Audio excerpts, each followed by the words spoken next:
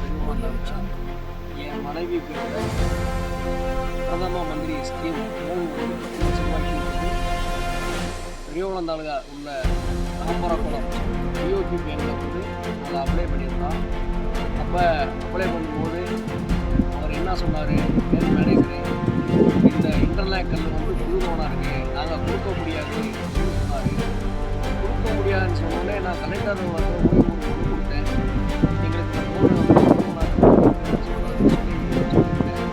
அப்போ கலெக்டர் அலுவலகத்துக்கு அவர் ஒரு லெட்டர் கொடுத்தாரு. என்ன லெட்டர்னு சொன்னால், இதில் வந்து லோன் அதிகமாக கேட்குறாங்க, அதனால் கொடுக்க முடியாது அப்படின்னு சொல்கிறாரு. அந்த பிரதமர் ஸ்கீமில் வந்து மத்திய அரசு வந்து 1 கோடி ரூபாய்க்கு மேலே வாங்கிக்கலாம், இவங்க தொழில் பண்ணுறதுக்கு உதவும்